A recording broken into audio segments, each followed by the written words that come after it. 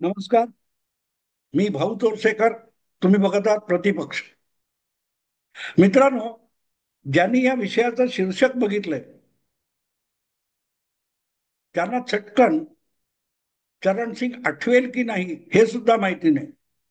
तर त्यांच्या माहितीसाठी एक गोष्ट सांगतो की गेल्या लोकसभा निवडणुकीपूर्वी ज्या अनेक लोकांना मोदी सरकारने भारतरत्न हा देशाचा सर्वोच्च बहुमान बहाल केलेला होता, त्यामध्ये चरण सिंग यांचा समावेश होतो. नानाजी देशमुख, त्याच्यानंतर कर्पुरी ठाकूर, त्यांच्याच पंक्तीत नंतर चरण सिंग यांचं नाव घोषित करण्यात आलं. आणि चरण सिंग यांना भारतरत्न मिळाल्यानंतर त्यांचे नातू, जे आज त्यांचा जुना अडगळीत पडलेला पक्ष कसा बसा चालवतात, काय ते लोकदल लोकदल नावाचा पक्ष आहे, तो चालवतात उत्तर प्रदेशमध्ये. आणि मेरठ वगैरे त्या जाट प्रदेशामध्ये त्याचं थोडंफार वर्चस्व आहे. ते चरण सिंग. पण हे चरण सिंग 1978-79 मध्ये देशाचे पंतप्रधान झाले होते. आणि तब्बल जवळजवळ तुम्ही 45-47 वर्षापूर्वीच्या या पंतप्रधानाने जे काही केलं असेल राजकारण, त्याची तुलना आजचे धनखड आणि नितीश किंवा नायडू यांच्याशी कशी होऊ शकते, असा प्रश्न तुम्हाला पडेल. म्हणून आधी चरण सिंग सांगितलं. पण चरण सिंग यांचा जो इतिहास आहे तो आपण लक्षात घेतला पाहिजे. देशाच्या राजकारणामध्ये हा जो अस्थिरतेचा डावपेच सुरू झाला, हा चरण सिंग यांच्यापासून झाला होता. 1977 साली आणीबाणी संपल्यानंतर जी प्रचंड इंदिरा विरोधी लाट आली, त्यामध्ये इंदिरा गांधी स्वतः आणि त्यांचे लाडके सुपुत्र संजय गांधी हे दोघेही रायबरेली आणि अमेठीतून पराभूत झाले होते. आणि जे सरकार बनलं त्या सरकारमध्ये मोरारजी देसाई पंतप्रधान आणि संपूर्ण उत्तर भारताचे नेते, काऊ बेल्ट ज्याला म्हणतात, त्याचे नेते म्हणून चरण सिंग यांना उपपंतप्रधान बनवण्यात आलं होतं, की सॉरी, गृहमंत्री किंवा गृहमंत्री करण्यात आलं होतं. पण आपल्यामुळे जनता पार्टी बनली, आली, जिंकू शकली, हा एक अहंकार. भाजपला महाराष्ट्रात काय स्थान होतं? भाजप शिवसेनेबरोबर आला म्हणून महाराष्ट्रात वाढला वगैरे वगैरे दावे जे उद्धव ठाकरे करतात, काहीशा त्या मानसिकतेमध्ये चरण सिंग त्यावेळेला होते. कारण जाट समाज जो आहे हा राजस्थान, पंजाब, हरियाणा, उत्तर प्रदेश, मध्य प्रदेशचा काहीसा भाग या भागात पसरलेला आहे. आणि त्यामुळे राजस्थान पासून बिहार पर्यंत, बंगाल वगळता, जे एकूणच जनता पार्टीने काँग्रेसला सुपडा साफ करून टाकला होता, तो केवळ आपल्यामुळे झाला. आणि म्हणून गुजरातचे असलेले मोरारजी देसाई हे आपल्या डोक्यावर पंतप्रधान म्हणून बसले, हे चरण सिंग यांना पटलेलं नव्हतं.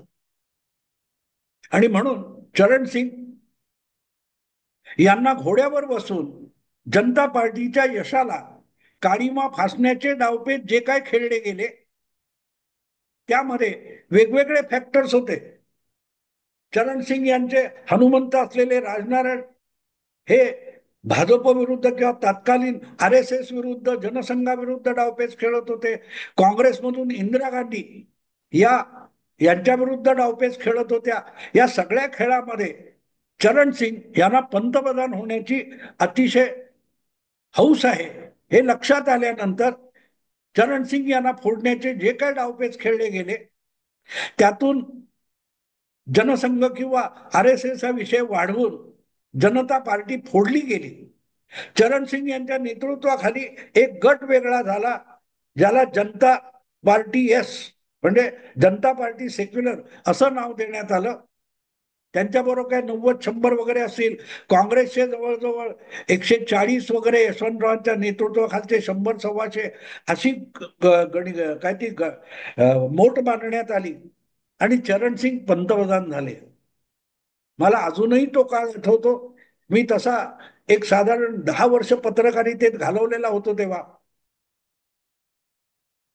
काँग्रेसचेही दोन तुकडे झाले होते. जनता पार्टी फुटण्याच्या आधी काँग्रेस सुद्धा फुटली होती, इंदिराजींनी फोडली होती.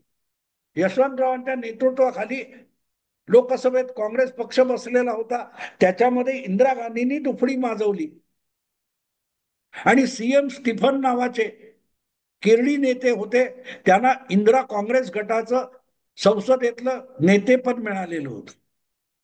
अशा वेळेला पंतप्रधान व्हायला असुसलेले चरण सिंग आणि यशवंतराव चव्हाण यांच्या नेतृत्वाखालची काँग्रेस या दोघांचं मिळून एक संयुक्त सरकार बनवण्यात आलं. चरण सिंग हे पंतप्रधान आणि यशवंतराव चव्हाण हे उपपंतप्रधान. त्यांना काँग्रेस आणि डाव्या आघाडीचा बाहेरून पाठिंबा अशी सगळी मोठ जमवण्यात आली होती आणि निर्विवाद होत. तेव्हा भारतीय जनता पक्ष नव्हता. जनसंघ एकत्रित असलेल्या आणि उरलेल्या जनता पार्टीमध्ये होता. त्यामध्ये काही समाजवादी, काही जुने संघटना काँग्रेसवाले, मोरारजींचे बगलबच्चे वगैरे अशांचा एक जनता पक्ष होता. चरणसिंगांचा जनता सेक्युलर पक्ष होता, यशवंतरावांचा काँग्रेस पक्ष, इंदिराजींचा काँग्रेस आहे पक्ष, अशी सगळी विभागणी होती. आणि चरण सिंग यांचा शपथविधी झाला आणि त्यावेळेला फक्त दूरदर्शन होतं. हा किस्सा मी अनेकदा सांगितलाय. चरण सिंग यांच्या शपथविधीला इंदिराजी हजर होत्या राष्ट्रपती भवनामध्ये आणि राष्ट्रपती भवनातून इंदिराजी बाहेर पडत असताना दूरदर्शनच्या रिपोर्टरने त्यांना प्रश्न विचारला होता की हे सरकार किती चालेल. तेव्हा इंदिराजी म्हणाल्या होत्या, मी निवडणुका टप्प्यात आलं असं मानते. I am seeing election round the corner, असं इंदिराजींचं उत्तर होतं. आणि चरणसिंग पंतप्रधान झाले. त्यांना बहुमत सिद्ध करण्याची घाई नव्हती. 6 महिन्याचा अवधी होता, कारण आकडे सरळ बोलके होते. पण जेव्हा 6 महिन्यात लोकसभेला सामोरं जाण्याची वेळ चरणसिंग यांच्यावर आली, त्यावेळेला त्यांची तारांबळ उडाली. कारण इंदिरा गांधींनी एका वर्तमानपत्राला दिलेल्या मुलाखतीत म्हटलं होतं की मी सरकार बनवायला पाठिंबा दिलाय, सरकार चालवायला पाठिंबा दिलेला नाही. अगदी लोकसभेचं किंवा संसदेचं अधिवेशन तोंडावर आलं असताना इंदिरा गांधींची जी ही मुलाखत होती ती बोलकी होती की संसदेमध्ये सरकार विरोधी प्रस्ताव आला तर इंदिरा गांधींचा गट जो आहे हा सरकार विरोधात मतदान करील ही धमकी होती. आणि त्यामुळे संसदेच्या अधिवेशनाला सुरुवात होण्याच्या पहिल्या दिवशी चरणसिंग तडक राष्ट्रपती भवनात गेले आणि त्यांनी आपल्या पदाचा राजीनामा दिला. ते सरकार गडगडलं. मध्यावधी लोकसभा निवडणुका आल्या. हा इतिहास मी तुम्हाला एवढ्यासाठी सांगतो की ज्या वेळेला पर्यायी सरकार बनवण्याची शक्यता नसते तेव्हा लोकसभेची मुदत असली तरी, कारण 77ला जी निवडणूक झाली होती त्यानंतर लोकसभेची मुदत 1982 पर्यंत होती, पण ते सरकार गडगडलं आणि उरलेल्या मुदतीसाठी कोणीही सरकार बनवू शकत नाही हे दिसल्यावर राष्ट्रपतींना लोकसभा बरखास्त करून नव्या निवडणुका घ्याव्या लागतात. इथे चरणसिंग यांच्या अहंकाराचा जनता पार्टीच्या किंवा त्यांच्याच विरोधकांनी किती चतुराईने वापर करून घेतला आणि आपल्या राजकारणासाठी चरणसिंग यांना प्याद किंवा मोहरासारखं वापरलं.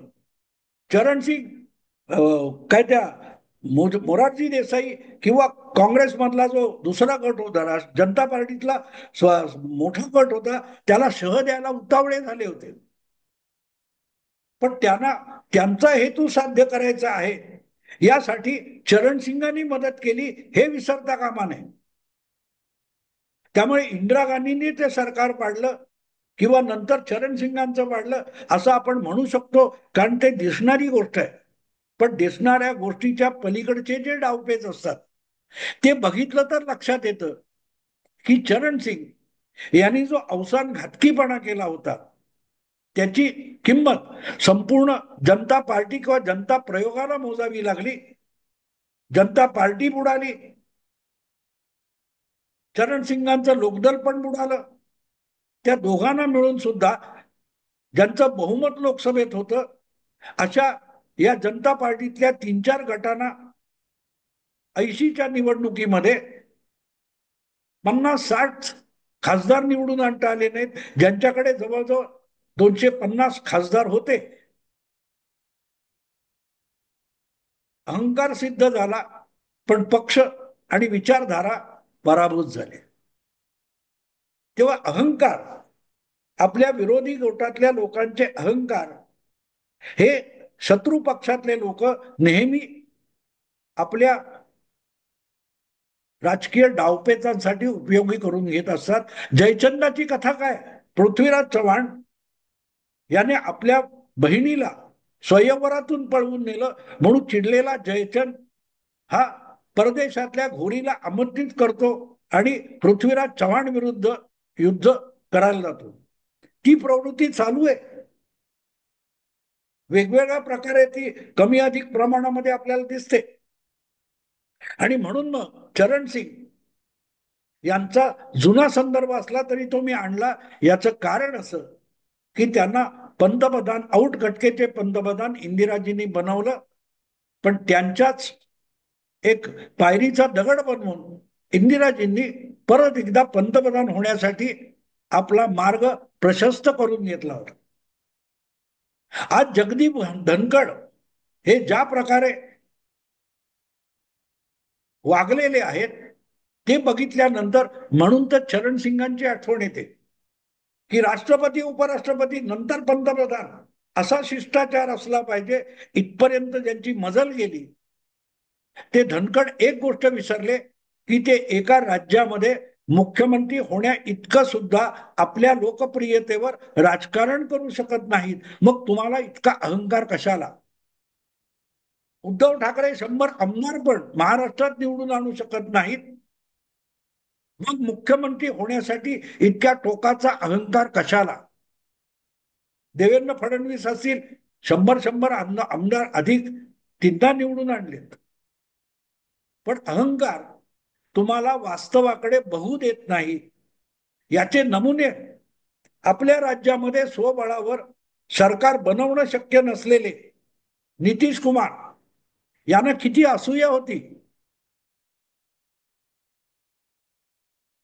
1998-96 पासून जे नितीश कुमार आणि त्यांचा पक्ष भाजप सोबत होता, 98-97 पासून असेल, किती वर्ष तुम्ही मोजा. 17 वर्षानंतर त्यांना दुर्बुद्धी झाली जेव्हा भारतीय जनता पक्षाने नरेंद्र मोदी यांना पंतप्रधान पदाच्या शर्यतीत आणलं. आपल्यापेक्षा नरेंद्र मोदी कमी क्षमतेचे आहेत आणि पंतप्रधान पदावर एनडीएतून आपलाच दावा असला पाहिजे इतका अहंकार नितीश कुमार यांच्यावर स्वार झालेला होता. आणि म्हणून मोदींचं नाव जाहीर झाल्यानंतर नितीश कुमार यांनी एनडीएतून बाहेर पडायचा निर्णय घेतला, पण स्वतःच्या बिहार राज्यात सुद्धा ते नरेंद्र मोदींच्या नेतृत्वाखालच्या भाजपकडून सपाटून पराभूत झाले. नाक मुठीत धरून त्यांना लालू प्रसाद यादव यांना शरण जावं लागलं. म्हणजे लालू प्रसादना धडा शिकवण्यासाठी भाजपची कास धरली होती आणि भाजपच्या नरेंद्र मोदींना धडा शिकवण्यासाठी तेच नितीश कुमार लालूंना शरण गेले आणि 2दा हे पलटूराम हे नाव घेऊन परत आले. अहंकार, दुसरं काही नाही.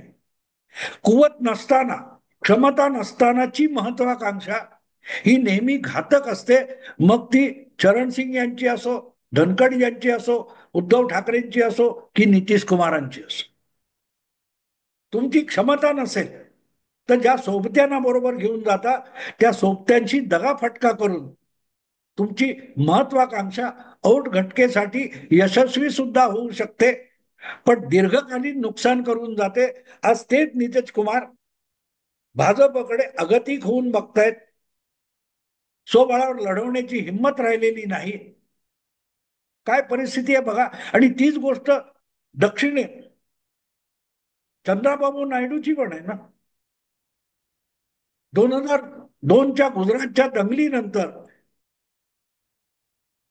मोदींचा मुख्यमंत्री, गुजरातचे मुख्यमंत्री असताना राजीनामा मागणारा पहिला नेता कोण असेल तर तो रामविलास पासवान होता आणि चंद्रबाबू नायडू होते. रामविलास पासवान यांनी वाजपेयींच्या सरकारमधून मंत्रिपदाचा राजीनामा दिला.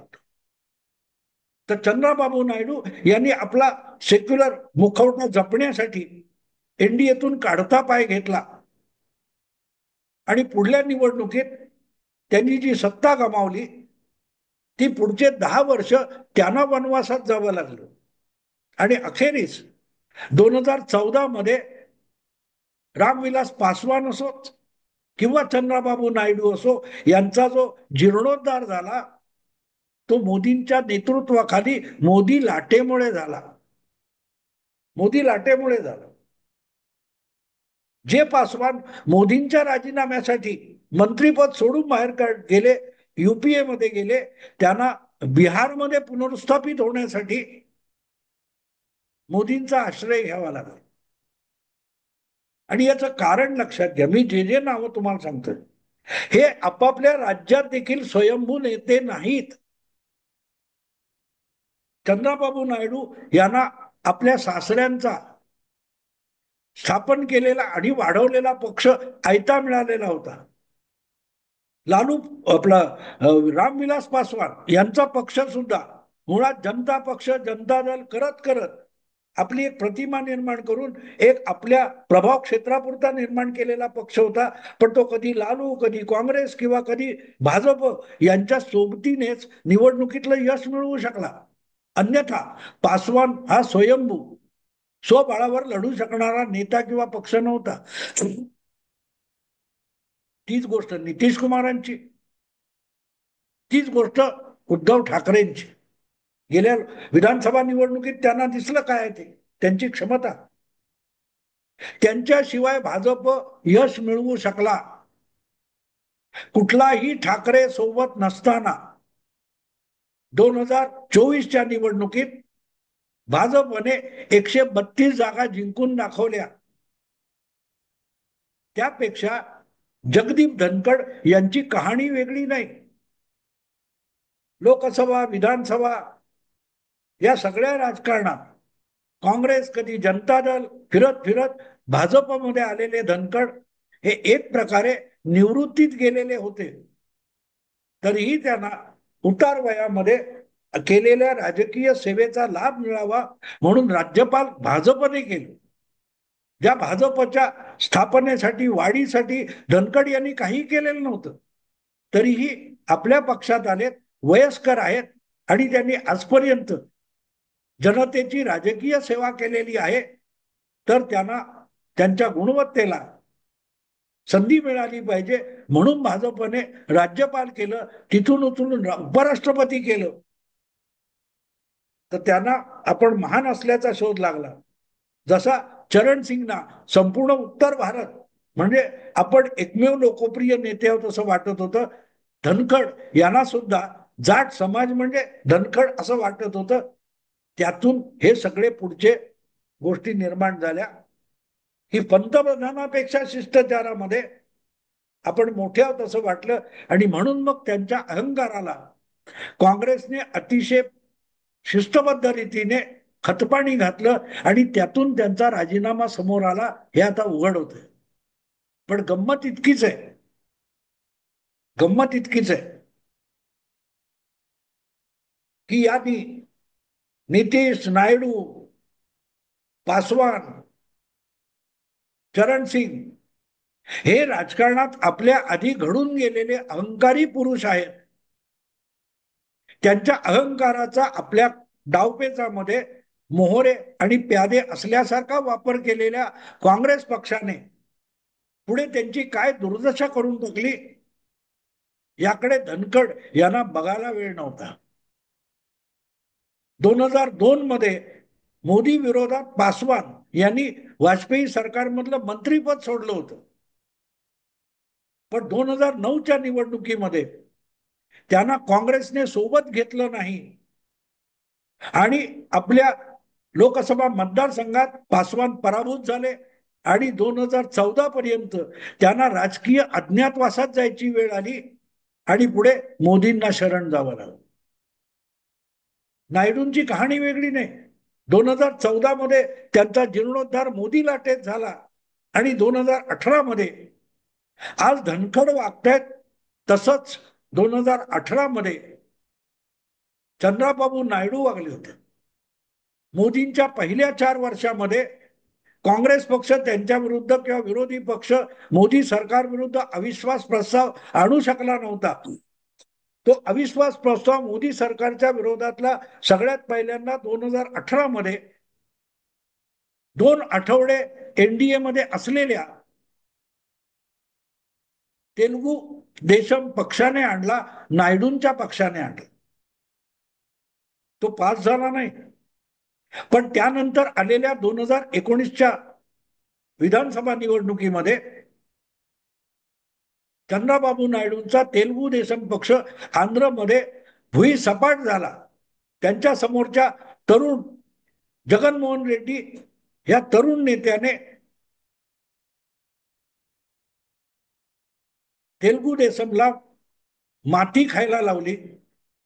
चंद्राबाबूंना दीर्घकाळ तुरुंगात जाऊन पडावं लागलं आणि परत एकदा मोदींच्या पायाशी येऊन आज चंद्रबाबू नायडू मुख्यमंत्रीपदी बसलेले.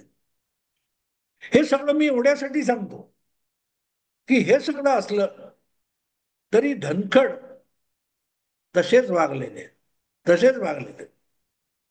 फरक इतकाच आहे की 4 वर्ष मोदी सरकारमध्ये राहून मोदी सरकारवर अविश्वास प्रस्ताव आणणारे नायडू किंवा एनडीएच्या नावाने स्वतःचा वर्चस्व बिहारमध्ये निर्माण करणारे नितीश कुमार ज्या प्रकारे उलटले तसेच आता धनखड सुद्धा उलटतात का हे बघू. ते चरण सिंग होणार आहेत, नितीश कुमार होणार की नायडू होणार हे नजीकच्या काळात आपल्याला दिसेल. मी आता इथेच थांबतो. आवडलं लाईक करा, शेअर करा आणि प्रतिपक्षाला सबस्क्राईब करा. नमस्कार.